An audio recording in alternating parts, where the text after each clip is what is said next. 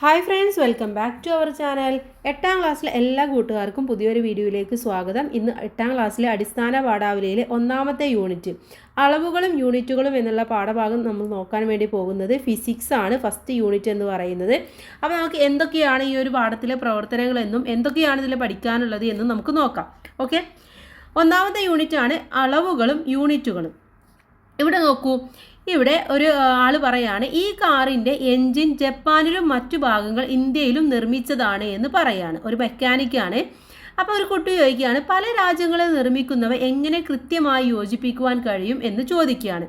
കുട്ടിയുടെ സംശയം ശ്രദ്ധിച്ചില്ല. എന്താണ് നിങ്ങളുടെ അഭിപ്രായം? നിഗമനങ്ങൾ എഴുതി നോക്കൂ. നിങ്ങൾക്കും തോന്നുന്നില്ലേ ഒന്ന് ജപ്പാനിൽ ഒന്ന് ഇന്ത്യയിൽ എങ്ങനെയാണ് ഇതൊക്കെ കറക്റ്റായിട്ട് വരുന്നത് എന്ന്, അല്ലേ? വളരെ നല്ല സംശയമാണ് കുട്ടിക്കും തോന്നിയിട്ടുള്ളത്. ദൈനംദിന ജീവിതത്തിൽ ഇതുപോലെയുള്ള പ്രശ്നങ്ങൾ പരിഹരിക്കുന്നതിന് വസ്തുക്കളുടെയും പ്രതിഭാസങ്ങളുടെയും സ്വഭാവ സവിശേഷതകൾ അളന്ന് പ്രസ്താവിക്കേണ്ടതുണ്ട്. ഇത്തരം അളവുകളാണ് ഭൗതിക അളവുകൾ എന്ന് പറയുന്നത്. ഓക്കെ, ഭൗതിക അളവുകൾ എന്ന് പറയുന്നത്. അപ്പോൾ ജപ്പാനിലായിക്കോട്ടെ, ഇന്ത്യയിലായിക്കോട്ടെ, അല്ലെങ്കിൽ ലോകത്ത് എവിടെ ഉണ്ടാക്കിയാലും കുഴപ്പമില്ല. പക്ഷേ ഭൗതിക അളവുകൾ കറക്റ്റായിട്ട് കഴിഞ്ഞു കഴിഞ്ഞാൽ ഒരു പ്രശ്നവും ഇല്ല. താഴെ തന്നിരിക്കുന്ന ജീവിത സന്ദർഭങ്ങൾ ശ്രദ്ധിക്കൂ. ഓരോന്നിലെയും ഭൗതിക അളവുകൾ കണ്ടെത്തൂ എന്നാണ് പറഞ്ഞിട്ടുള്ളത്. നിങ്ങൾ കണ്ടെത്തിയ അളവുകൾ പട്ടികയിൽ രേഖപ്പെടുത്തുക. അപ്പോൾ ഇവിടെ എന്താണ് നോക്കുന്നത്? നീളമാണ് നോക്കുന്നത്, അല്ലേ? താഴേക്കുള്ള നീളമാണ് അദ്ദേഹം നോക്കുന്നത്. ഇവിടെ ഇതിൻ്റെ വെയിറ്റ് ആണ് നോക്കുന്നത്, അഥവാ അതിൻ്റെ മാസ് ആണ് നോക്കുന്നത്. ഇവിടെയോ, ഇവിടെ ഷർട്ട് അടിക്കുമ്പോൾ കൈയുടെ അളവാണ്, അളവ് എന്ന് പറഞ്ഞാൽ നീളമാണ് നോക്കുന്നത്. അപ്പോൾ ഇവിടെ 2 നീളവും 1 മാസുമാണ് നോക്കുന്നത് എന്ന് മനസ്സിലായി. ഇനി താഴേക്ക് നോക്കൂ. ഇവിടെ നോക്കുന്നത് എന്താണ്? ഓടുന്നതിൻ്റെ സമയത്തിനനുസരിച്ചാണ്. അപ്പോൾ അവിടെ സമയമാണ് ചെക്ക് ചെയ്യുന്നത്. ഇവിടെ പ്രഷർ നോക്കുമ്പോൾ അവിടെ എന്താണ്? അത് മർദ്ദമാണ്. അതിൻ്റെ മർദ്ദം നോക്കിയാണ് പ്രഷർ മനസ്സിലാക്കുന്നത്. അടുത്തത് നോക്കുന്നത് പനി വന്നു കഴിഞ്ഞാൽ എന്താണ്? ടെമ്പറേച്ചറാണ്, അഥവാ താപനിലയാണ് നോക്കുന്നത്. ഇനി ഇവിടെ ഓരോ സന്ദർഭങ്ങൾ കൊടുത്തിട്ടുണ്ട്. ഒന്നാമത്തെ സന്ദർഭമായിട്ട് കൊടുത്തിട്ടുള്ളത് എന്താണ്? കുഴിയുടെ ആഴം അളക്കുന്നു. അവിടെ എന്താണ് നോക്കുന്നത്? നീളമാണ് നോക്കുന്നത്. 2 പച്ചക്കറിയുടെ തൂക്കം നോക്കുന്നു. തൂക്കം എന്ന് പറയുമ്പോൾ മാസ് ആണ് നോക്കുന്നത്. 3 തയ്യൽക്കാരൻ അളവെടുക്കുന്നു. അവിടെ നോക്കുന്നതും നീളം തന്നെയാണ്. ഓട്ട മത്സരത്തിൽ സ്റ്റോപ്പ് വാച്ച് പ്രയോജനപ്പെടുത്തുന്നു. അവിടെ സമയമാണ് നോക്കുന്നത്. രക്തസമ്മർദ്ദം അളക്കുന്നു. അവിടെ മർദ്ദമാണ് നോക്കുന്നത്. ശരീരത്തിൻ്റെ ചൂട് അളക്കുന്നു. അവിടെ താപനിലയാണ് നോക്കുന്നത്. ഓക്കെ, അപ്പോൾ ഓരോന്നിലും ഓരോ ഭൗതിക അളവുകളാണ് നോക്കുന്നത് എന്ന് നമുക്ക് മനസ്സിലാക്കാൻ വേണ്ടി സാധിക്കും. ഇനി മേൽ കൊടുത്ത സന്ദർഭങ്ങളെല്ലാം ഭൗതിക അളവുകൾ പ്രായോഗിക പ്രശ്നങ്ങളെ കൃത്യമായി പരിഹരിക്കാൻ സഹായിക്കുന്നുണ്ടല്ലോ. നിങ്ങൾക്ക് പരിചിതമായ കൂടുതൽ ഭൗതിക അളവുകൾ കണ്ടെത്തി എഴുതൂ. വേഗത, അല്ലെ? വേഗത എന്ന് പറയുന്നത് ഇത്തരത്തിലുള്ള ഒരു ഭൗതിക അളവാണ്. അതുപോലെ തന്നെ വ്യാപ്തം. ഇപ്പോൾ ഒരു കുപ്പിയാണെങ്കിൽ അതിൻ്റെ ഉള്ളിൽ എത്ര കൊള്ളുമെന്ന് നോക്കണമെങ്കിൽ നമ്മളവിടെ വ്യാപ്തമാണ് നോക്കുന്നത്. അപ്പം എല്ലാ ഭൗതിക അളവുകളും നേരിട്ട് അളന്ന് കണ്ടെത്താൻ കഴിയുമോ? നേരിട്ടിട്ട് നമുക്ക് വ്യാപ്തമൊക്കെ അളക്കാൻ പറ്റുമോ? ഇല്ല. ഇപ്പം നേരിട്ട് അളന്ന് കണ്ടെത്താൻ വേണ്ടി സാധിക്കില്ല. നേരിട്ട് അളക്കാൻ കഴിയാത്തവയെ മറ്റു അളവുകളുമായി ബന്ധപ്പെടുത്തി എഴുതാനാകുമോ എന്ന് ചോദിച്ചിട്ടുണ്ട്. അപ്പോൾ അതിനെക്കുറിച്ച് നമ്മൾ പറയുന്നുണ്ട്. ഭൗതിക അളവുകൾ അനവധിയുണ്ട്. ഇവയിൽ നീളം, മാസ്, സമയം, വൈദ്യുത പ്രവാഹ തീവ്രത, താപനില, പദാർത്ഥത്തിൻ്റെ അളവ്, പ്രകാശ തീവ്രത എന്നിവ അടിസ്ഥാന അളവുകൾ എന്നറിയപ്പെടുന്നു. ഇവയെ പരസ്പരം ബന്ധപ്പെടുത്തി മറ്റ് എല്ലാ അളവുകളെയും പ്രസ്താവിക്കാൻ കഴിയും. എങ്കിൽ എന്താണ് അടിസ്ഥാന അളവുകൾ എന്ന് പറഞ്ഞാൽ? പരസ്പരം ബന്ധമില്ലാതെ നിലനിൽക്കുന്നതും മറ്റ് അളവുകൾ ഉപയോഗിച്ച് പ്രസ്താവിക്കാൻ കഴിയുന്നതുമായ അളവുകളെയാണ് നമ്മൾ അടിസ്ഥാന അളവുകൾ എന്ന് പറയുന്നത്. ഓക്കെ, ഇനി ഇവിടെ പട്ടിക 1.1 സൂചിപ്പിച്ചിരിക്കുന്ന സന്ദർഭങ്ങളിലെ അടിസ്ഥാന അളവുകൾ കണ്ടെത്തി എഴുതൂ. ഏതൊക്കെയാണ്? നീളം, സമയം, മാസ്, താപനില. ഓക്കെ, ഒന്നുകൂടെ പറയാം. നീളം, സമയം, മാസ്, താപനില. ഇനി നിത്യജീവിതത്തിൽ നാം അടിസ്ഥാന അളവുകൾ മാത്രമാണോ ഉപയോഗിക്കുന്നത്? ചിത്രങ്ങൾ നോക്കൂ. ഇവ ഓരോന്നും സൂചിപ്പിക്കുന്ന സന്ദർഭങ്ങളിലെ ഭൗതിക അളവുകൾ കണ്ടെത്താനാണ് പറഞ്ഞിട്ടുള്ളത്. ഇവിടെ ഓരോന്നിലും ഓരോ അളവുകളാണുള്ളത്. ഒന്നാമത്തെ കൊടുത്തിട്ടുള്ളത് മീറ്റർ ആയിട്ടാണ്. അടുത്തത് കൊടുത്തിട്ടുള്ളത് വെള്ളം അളക്കുന്നത് നമ്മൾ ലിറ്ററിലാണ്, മരുന്നെടുക്കുന്നത് മില്ലി ലിറ്ററിൽ ആണ്. അപ്പോൾ ഇവിടെ പരപ്പളവ്, വ്യാപ്തം ഇതിൻ്റെ അടിസ്ഥാനമാക്കിയാണ് ഓരോന്നും നമ്മൾ തിരിച്ചറിയുന്നത്. ഇവ ഓരോന്നും കണ്ടെത്തുന്ന വിധം രേഖപ്പെടുത്തി പട്ടിക ഉചിതമായി പൂർത്തിയാക്കാൻ വേണ്ടി പറയുന്നുണ്ട്. ചുമർ പെയിന്റ് ചെയ്യുന്നതിന് നമ്മൾ നോക്കുന്ന അളവ് പരപ്പളവാണ്. ഓക്കെ, അത് പരപ്പളവ് കണ്ടെത്തുന്നത് നമ്മൾ നീളം ഇൻറ്റു വീതി അടിസ്ഥാനമാക്കിയാണ്. എത്ര നീളമുണ്ടോ എത്ര വീതിയുണ്ടോ അതിൻ്റെ അടിസ്ഥാനത്തിൽ ആണ്. ഇനി മരുന്നിൻ്റെ ദ്രാവകത്തിൻ്റെ അളവ് കണ്ടെത്തുന്നത് വ്യാപ്തത്തിലാണ്. അത് വ്യാപ്തം അളക്കുന്നത് അളവ് ജാറിൻ്റെ ചുറ്റളവും അതിൻ്റെ ഉയരവും അടിസ്ഥാനമാക്കിയാണ്. ചുറ്റളവും ഉയരവും അടിസ്ഥാനമാക്കി. പരപ്പളവ്, വ്യാപ്തം എന്നിവ കണ്ടെത്താൻ ഇവിടെ ഏതെല്ലാം അളവുകളാണ് ഉപയോഗിച്ചത്? ഏതൊക്കെ അളവുകളാണ്? ഒന്ന് ഉപയോഗിച്ചിട്ടുള്ളത് നീളവും വീതിയുമാണ് അല്ലേ. ഒന്ന് ഉപയോഗിച്ച് നീളവും വീതിയും, മറ്റൊന്ന് ചുറ്റളവും ഉയരവുമാണ്. ഇവയെല്ലാം രണ്ട് സ്ഥാനങ്ങൾക്കിടയിലുള്ള ദൂരം തന്നെയല്ലേ. ശരിയാണല്ലേ. നീളവും വീതിയും എന്ന് പറയുന്ന രണ്ട് സ്ഥാനത്തിൻ്റെ ഇടയിലാണ്. ചുറ്റളവും ഉയരവും അങ്ങനെ തന്നെയാണ്. ഇനി രണ്ട് സ്ഥാനങ്ങൾക്കിടയിലുള്ള ദൂരം എന്നത് നീളം എന്ന ഭൗതിക അളവിനെ സൂചിപ്പിക്കുന്നു. പരപ്പളവ്, വ്യാപ്തം എന്നീ അളവുകളെ കണ്ടെത്താൻ നീളം എന്ന അടിസ്ഥാന അളവാണ് നമ്മൾ ഉപയോഗിച്ചത്. ഇവയെ അടിസ്ഥാന അളവുകൾ ഉപയോഗിച്ച് കണ്ടെത്താവുന്ന മറ്റു അളവുകളെ വ്യുൽപ്പന്ന അളവുകൾ എന്നാണ് വിളിക്കുന്നത്. എന്നാൽ വ്യുൽപ്പന്ന അളവുകൾ എന്നാൽ എന്ത്? അവിടെ താഴെ കൊടുത്തിട്ടുണ്ട്. അടിസ്ഥാന അളവുകൾ ഉപയോഗിച്ച് പ്രസ്താവിക്കാൻ കഴിയുന്ന അളവുകളെയാണ് വ്യുൽപ്പന്ന അളവുകൾ എന്ന് പറയുന്നത്. ഒന്നുകൂടെ പറയാം. അടിസ്ഥാന അളവുകൾ ഉപയോഗിച്ച് പ്രസ്താവിക്കാൻ കഴിയുന്ന അളവുകളെയാണ് വ്യുൽപ്പന്ന അളവുകൾ എന്ന് പറയുന്നത്. ഇതൊക്കെ നോട്ട് ചെയ്ത് വെക്കേണ്ടതാണ് നിങ്ങൾ. ഇനി ഒരു ഗ്യാസ് സിലിണ്ടർ മാസ് രേഖപ്പെടുത്തിയിരിക്കുന്നത് നോക്കൂ. സിലിണ്ടറിൽ രേഖപ്പെടുത്തിയിരിക്കുന്ന മാസ് എന്ന് പറയുന്നത് 14.2 കിലോഗ്രാം ആയിരിക്കും. ഓക്കെ, ഒരു ഗ്യാസ് സിലിണ്ടർ എന്ന് പറയുന്നത് 14.2 ആണ്. ഇവിടെ മാസ് എന്ന ഭൗതിക അളവിനെ 14.2 എന്ന സംഖ്യാമൂലവും കിലോഗ്രാം എന്ന യൂണിറ്റും ഉപയോഗിച്ചാണ് സൂചിപ്പിച്ചിരിക്കുന്നത് അല്ലെ. ഇതുപോലെ താഴെ കൊടുത്ത ചിത്രങ്ങളിലെ ഭൗതിക അളവുകളുടെ സംഖ്യാമൂല്യം യൂണിറ്റും എഴുതി നോക്കാനാണ് പറഞ്ഞിട്ടുള്ളത്. ഇവിടെ ഒന്നാമത്തെ ചിത്രത്തിൽ താപനിലയാണ്. അവിടെ സംഖ്യാമൂല്യം എത്രയാണ് കൊടുത്തിട്ടുള്ളത്? 37.8 ആണ്. ഓക്കെ, അപ്പോൾ അത് നമ്മുടെ യൂണിറ്റ് എന്ന് പറയുന്നത് താപനില സെൽഷ്യസിലാണ് നമ്മൾ പറയാറുള്ളത്. അപ്പോൾ നമ്മൾ പറയാം 37.8 ഡിഗ്രി സെൽഷ്യസ് എന്നാണ് പറയുന്നത്. ഇനി രണ്ടാമത്തെ ചിത്രം നോക്കൂ. ഇതാണ് രണ്ടാമത്തെ ചിത്രം. അവിടെ എന്താണ്? ഉയരമാണ് കാണിച്ചിട്ടുള്ളത്. അടുത്ത ഉയരം എന്ന് പറയുന്നത് 165 ആണ്. ഓക്കെ, അപ്പോൾ അത് ഏത് അളവിലാണ് നമ്മൾ പറയുന്നത്? സെൻറ്റിമീറ്റർ അളവിലാണ് പറയുന്നത്. മേലെ കൊടുത്തിട്ടുണ്ട് സെൻറ്റിമീറ്റർ എന്നുള്ളത്. അപ്പോൾ നമ്മൾ എങ്ങനെ പറയും? 165 സെൻറ്റിമീറ്റർ എന്ന് പറയും. മൂന്നാമത്തേത് എന്താണ്? ഒരു വെയിറ്റ് ആണ് അല്ലേ. അവിടെ മാസ് ആണുള്ളത്. അതേതാണ്? സംഖ്യാമൂലം എന്ന് പറയുന്നത് 1 ആണ്. 1 കിലോഗ്രാം ആണ്. അപ്പോൾ യൂണിറ്റ് കിലോഗ്രാം ആണ് രേഖപ്പെടുത്തുന്നത്.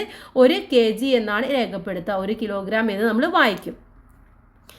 ഓക്കെ, അടുത്തത് പട്ടികയിൽ നിന്നും എന്ത് മനസ്സിലാക്കാൻ വേണ്ടി പറ്റി നമുക്ക്?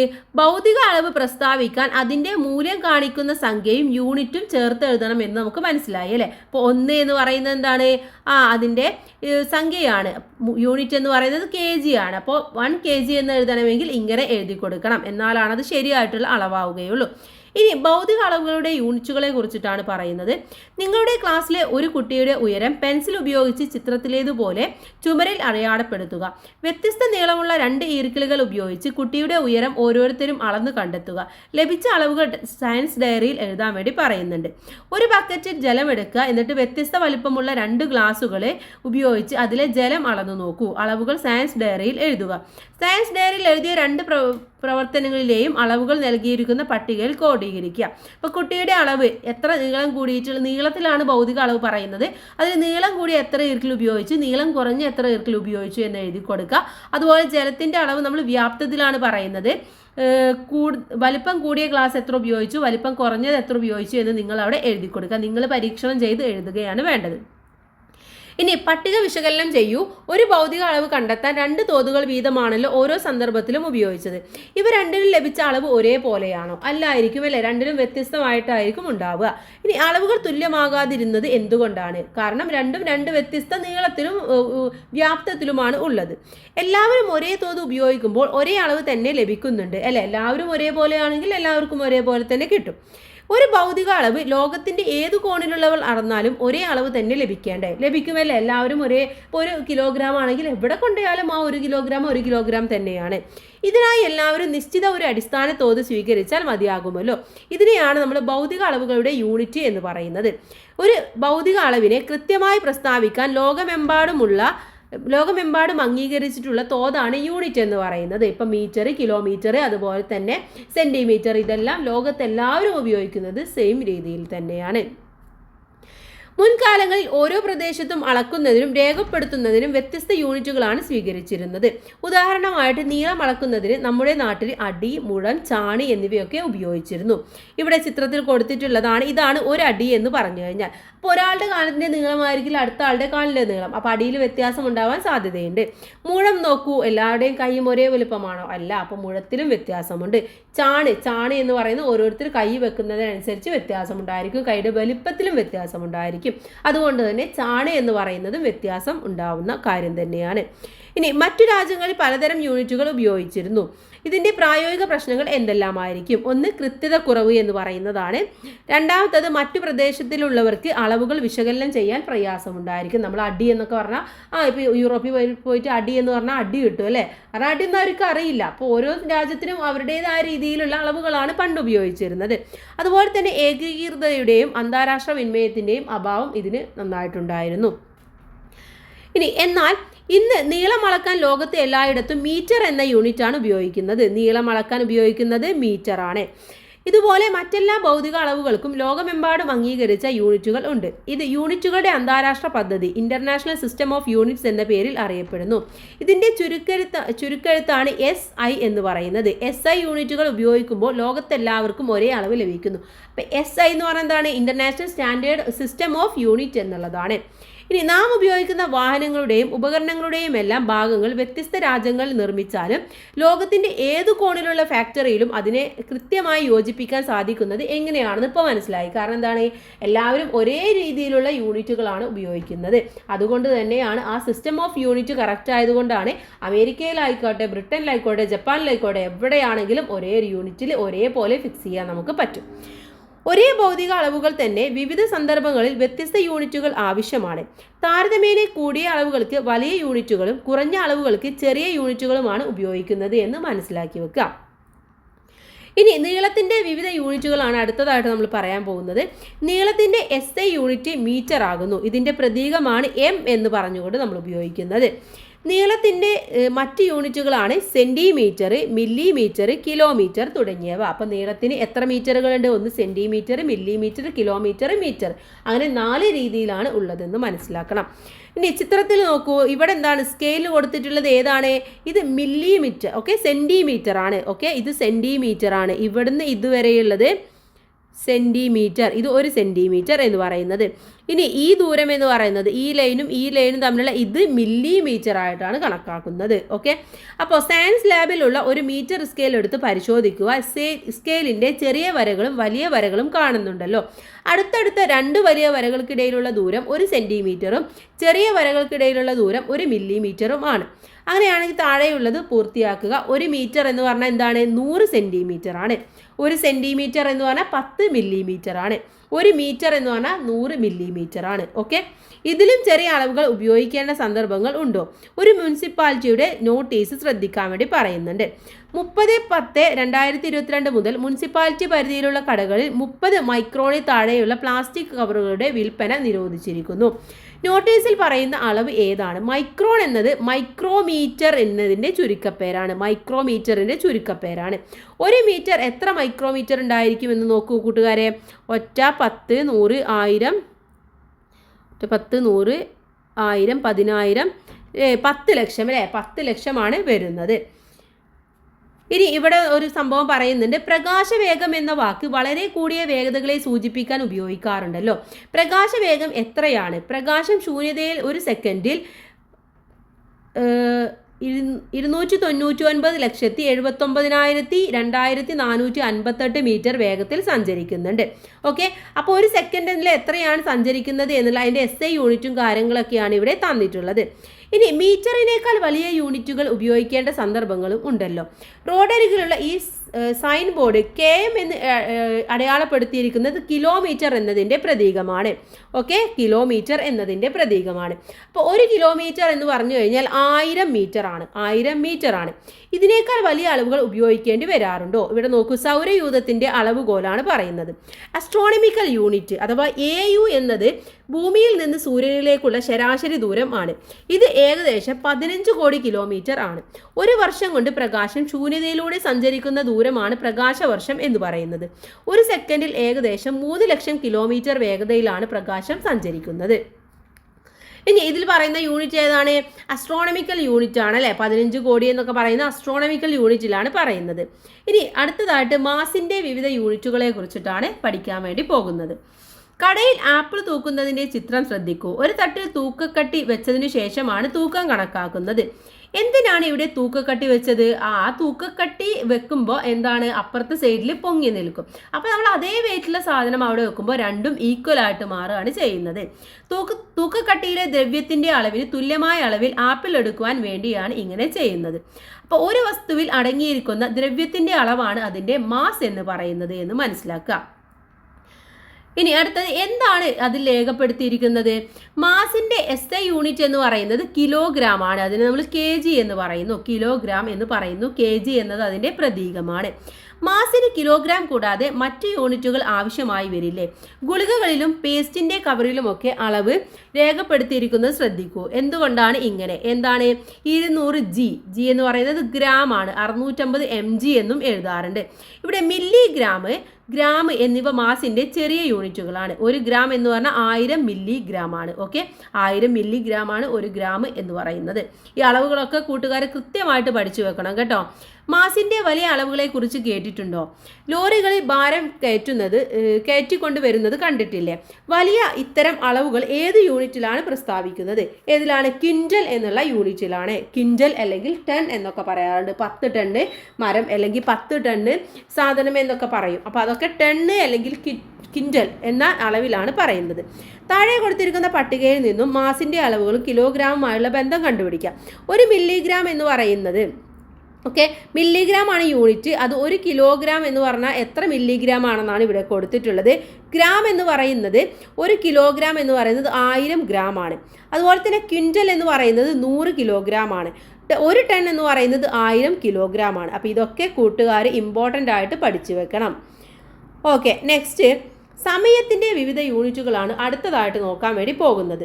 സമയത്തിൻ്റെ SI യൂണിറ്റ് സെക്കൻഡ് ആണ്. ഇതിന് S എന്ന പ്രതീകം കൊണ്ടാണ് നമ്മൾ ഡിനോട്ട് ചെയ്യാറുള്ളത്. സമയം പ്രസ്താവിക്കുന്ന മറ്റു യൂണിറ്റുകളാണ് മിനിറ്റ്, മണിക്കൂർ എന്നിവ. ഇവയ്ക്ക് സെക്കൻഡുമായുള്ള ബന്ധമാണ് ഇവിടെ കൊടുത്തിട്ടുള്ളത്. 1 മിനിറ്റ് എന്ന് പറഞ്ഞാൽ 60 സെക്കൻഡ് ആണ്. ഒരു മണിക്കൂർ എന്ന് പറഞ്ഞാൽ 1 മിനിറ്റ് 60 സെക്കൻഡ് ആണ്. അപ്പോൾ 1 മണിക്കൂർ 60 × 60 3600 സെക്കൻഡ് ആണ്. ഇനി അടുത്തത് വോളിയം അഥവാ വ്യാപ്തമാണ് പഠിക്കുന്നത്. ഒരു വസ്തുവിന് സ്ഥിതി ചെയ്യാൻ ആവശ്യമായ സ്ഥലത്തിന്റെ അളവാണ് അതിന്റെ വ്യാപ്തം എന്ന് പറയുന്നത്. ജലത്തിന്റെ വ്യാപ്തം നാം കണ്ടെത്തിയത് ഓർക്കുന്നുണ്ടല്ലോ. വ്യാപ്തത്തിന്റെ യൂണിറ്റ് ഏതാണ്? SI യൂണിറ്റ് ക്യൂബിക് മീറ്റർ എന്നുള്ളതാണ്. ഓക്കെ, M അതുപോലെ തന്നെ മേലെ ഒരു 3 ഇട്ട് കൊടുക്കുക. അതിന് നമ്മൾ ക്യൂബിക് മീറ്റർ എന്നാണ് പറയുന്നത്. M ക്യൂബ് എന്ന് പറയാറുണ്ട്. ഇനി 1 സെന്റിമീറ്റർ വശമുള്ള 1000 ക്യൂബുകളെ ഒരു വലിയ ക്യൂബായി ക്രമീകരിച്ചിരിക്കുന്നതാണ് ചിത്രത്തിൽ കൊടുത്തിരിക്കുന്നത്. വലിയ ക്യൂബിന്റെ വ്യാപ്തം 1 ലിറ്റർ എങ്കിൽ ചിത്രത്തെ അടിസ്ഥാനമാക്കി വിവിധ യൂണിറ്റുകൾ തമ്മിലുള്ള ബന്ധം പൂർത്തിയാക്കാമോ? എന്താണ് 1 ലിറ്റർ എന്ന് പറയുന്നത്? നമ്മൾ പറഞ്ഞു എത്രയാണ്? 1000 ക്യൂബിക് മീറ്റർ ആണ്. ഇനി 1 ലിറ്റർ എന്ന് പറഞ്ഞാലോ 1000 മില്ലി ലിറ്റർ ആണ്. ഓക്കെ, 1000 മില്ലി ലിറ്റർ ആണ്. അടുത്തതായിട്ട് സാന്ദ്രത അഥവാ ഡെൻസിറ്റി ആണ്. പെട്രോൾ പമ്പുകളിൽ സെൻസിറ്റി പ്രദർശിപ്പിക്കുന്നത് എന്തിനാണെന്ന് നമ്മൾ കണ്ടിട്ടുണ്ട് അല്ലേ? അവിടെ എന്തിനാണത്? ഒരു കാർഡ്ബോർഡ് പെട്ടിയെടുത്ത് അതിൻ്റെ വ്യാപ്തം കണക്കാക്കുക. എന്നിട്ട് അതിൽ മരപ്പൊടി നിറച്ച് മാസ് കണ്ടുപിടിക്കുക. ശേഷം മണൽ നിറച്ചും മാസ് കണ്ടെത്തുക. കണ്ടെത്തലുകൾ പട്ടികപ്പെടുത്താനാണ് പറഞ്ഞിട്ടുള്ളത്. ഓക്കെ, അപ്പോൾ എങ്ങനെയാണ് മാസ് എന്ന് പറയുന്നത്? ഇപ്പം നമ്മളൊരു 2 കിലോൻ്റെ ആണ് എടുക്കുക എന്ന് വെക്കുക. ഓക്കെ, ഒരു 2 kg ആണെങ്കിൽ 2 kg അതിൻ്റെ വ്യാപ്തം എന്ന് പറയുന്നത് ഒരു 5000 ക്യൂബിക്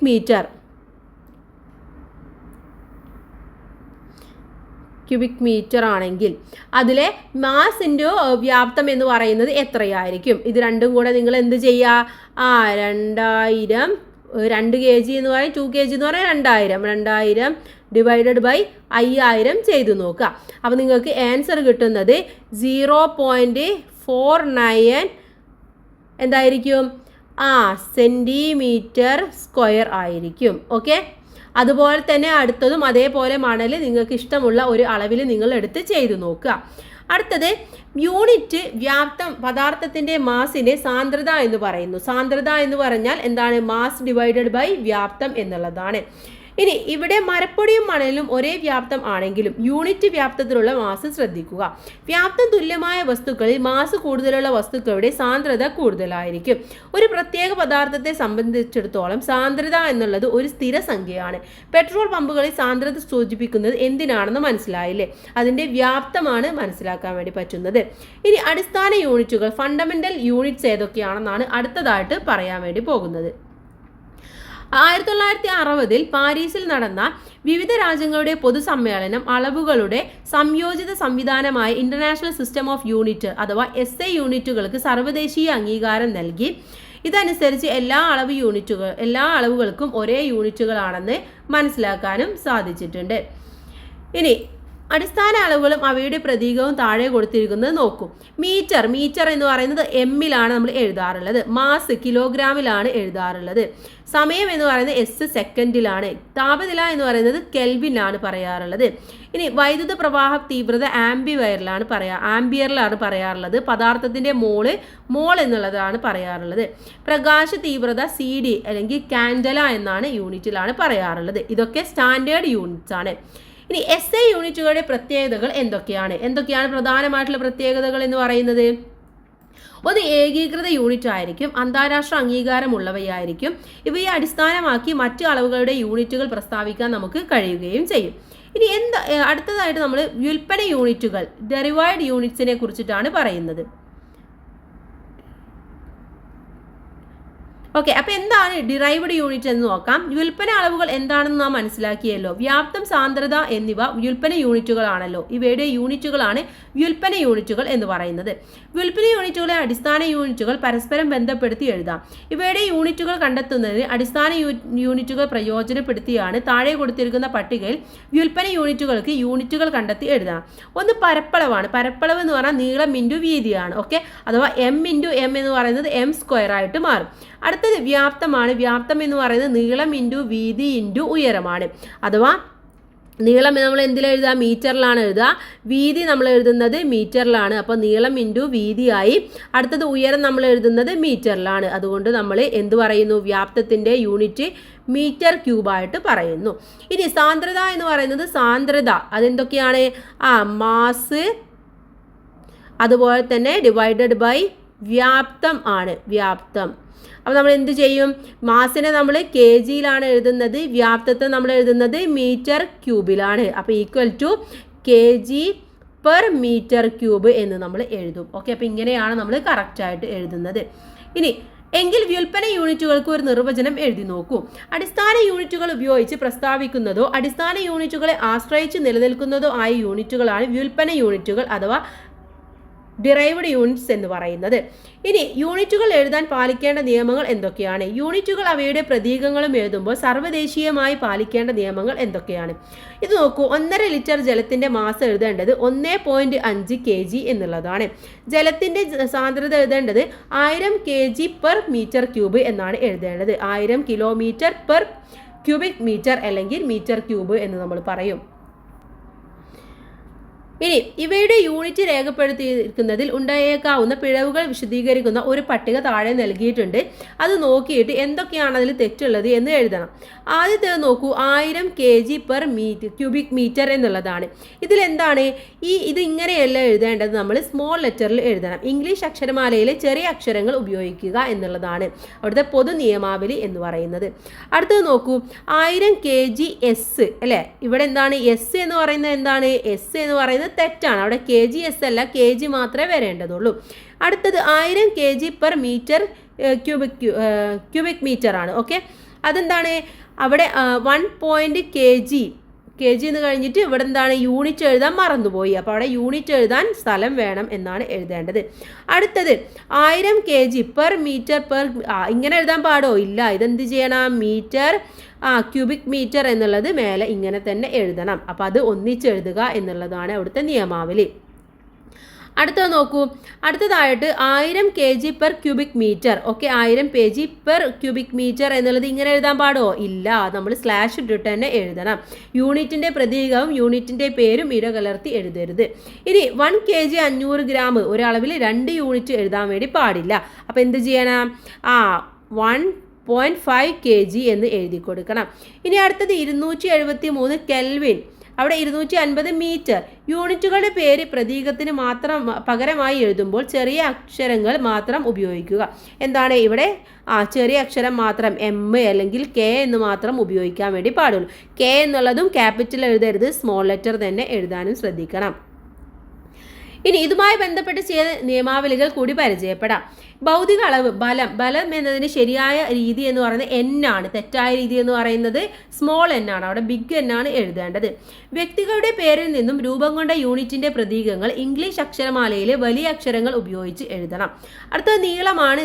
ഡെസ്കിന്റെ നീളം 60 സെന്റിമീറ്റർ ആണ്. ഡെസ്കിന്റെ നീളം 60 cm ആണ് എന്ന് എഴുതണം. ഇതുപോലെ അതിനെ എഴുതി കൊടുക്കണം.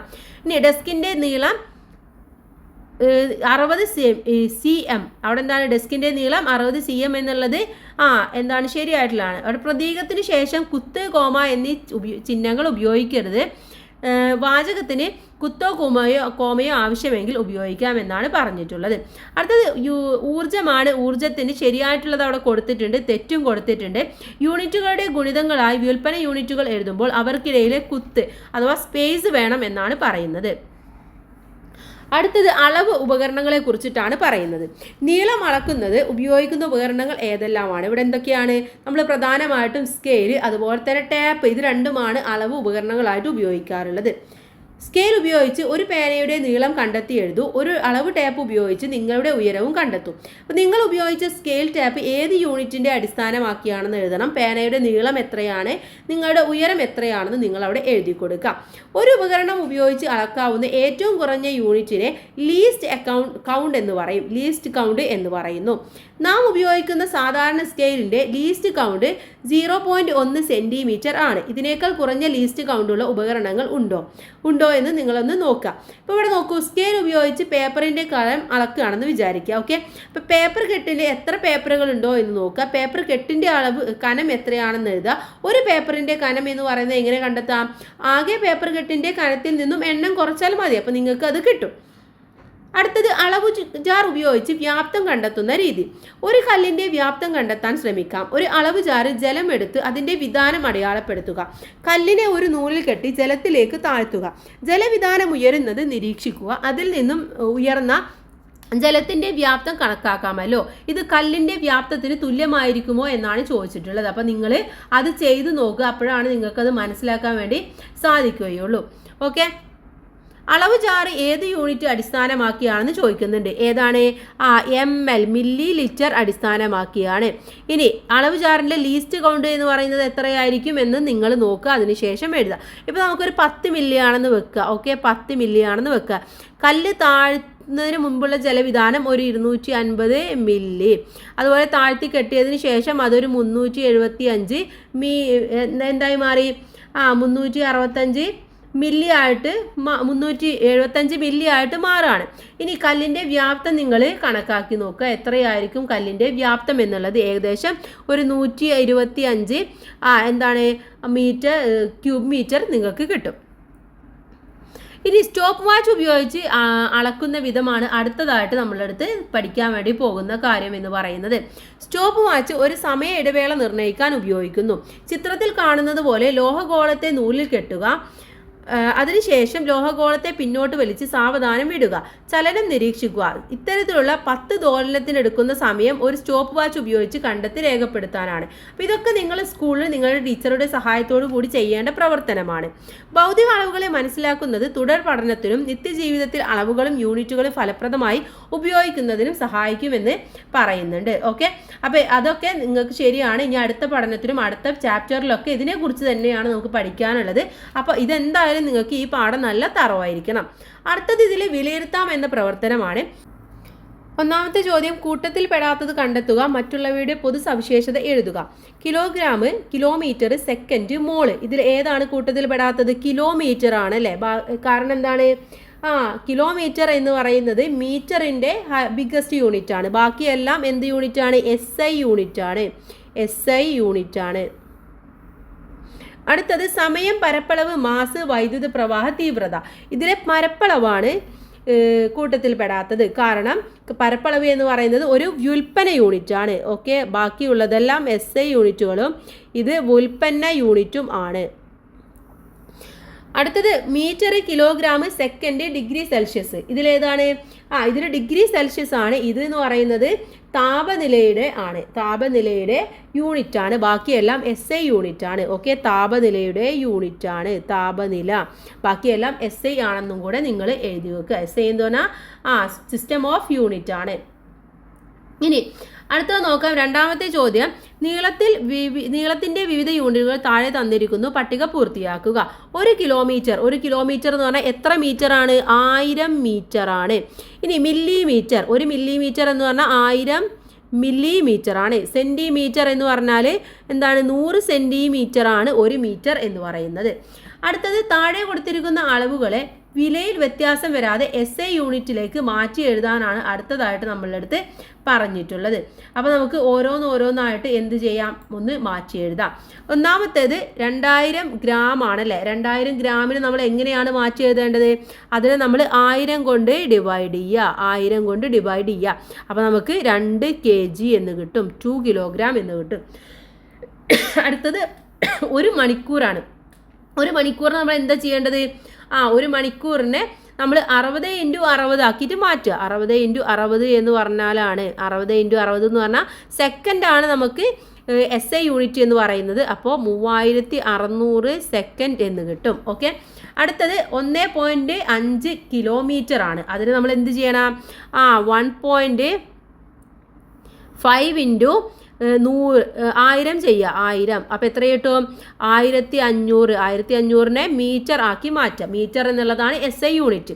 ഇനി അടുത്തത് 200 സെന്റിമീറ്റർ ആണ്. 200 സെന്റിമീറ്റർ നമ്മൾ എങ്ങനെ ചെയ്യണം? 200നെ മീറ്റർ ആക്കി മാറ്റണം അല്ലേ. അപ്പോൾ നമ്മൾ എന്ത് ചെയ്യണം? 200 ഡിവൈഡഡ് ബൈ 100 ചെയ്യുക. അപ്പോൾ നമുക്ക് 2 മീറ്റർ എന്ന് കിട്ടും. ഓക്കെ, ഇങ്ങനെയാണ് ചെയ്യേണ്ടത്. അടുത്തത് 4, മാസിന്റെ വിവിധ യൂണിറ്റുകൾ തന്നിരിക്കുന്നു. ഈ യൂണിറ്റുകളുടെ അവയുടെ മൂല്യത്തിന്റെ ആരോഹണ ക്രമത്തിൽ എഴുതാനാണ് പറഞ്ഞിട്ടുള്ളത്. അഥവാ ഏതാണ് എന്തെഴുതണം? നമ്മൾ ചെറുതിൽ നിന്നും വലുതിലേക്ക് എഴുതണം. ഇതിൽ കിലോഗ്രാം, മില്ലിഗ്രാം, ക്വിൻ്റൽ, ഗ്രാം. ഇതിൽ ഏറ്റവും ചെറുത് ഏതാണ്? മില്ലിഗ്രാം ആണ്. അപ്പോൾ മില്ലിഗ്രാം ഒന്നാമതായിട്ട് എഴുതുക. അതിനുശേഷം ഗ്രാം വരും. ഗ്രാം രണ്ടാമതായിട്ട് എഴുതുക. കിലോഗ്രാം മൂന്നാമതായിട്ട് എഴുതുക. ക്വിൻ്റൽ എന്ന് പറയുന്നത് 4ാമതായിട്ടും എഴുതുക. അങ്ങനെ എഴുതി കൊടുക്കുകയാണ് വേണ്ടത്. അടുത്തത് ഇതിൽ തുടർ പ്രവർത്തനങ്ങളാണ്. അത് കൂട്ടുകാർ വായിച്ച് മനസ്സിലാക്കി വെക്കുക. അടുത്ത യൂണിറ്റ് എന്ന് പറയുന്നത് ചലനവും ബലവും എന്നുള്ളതാണ്. നമുക്ക് അടുത്ത വീഡിയോയിൽ ഡിസ്കസ് ചെയ്യാം. അപ്പോൾ എല്ലാ കൂട്ടുകാർക്കും മനസ്സിലായി എന്ന് വിചാരിക്കുന്നു. വീഡിയോ കുറച്ച് ലെങ്തി ആയിരിക്കും, ഫുൾ ചാപ്റ്റർ എടുത്തതുകൊണ്ടാണ്. അപ്പോൾ എല്ലാവർക്കും താങ്ക്സ് ഫോർ വാച്ചിങ്.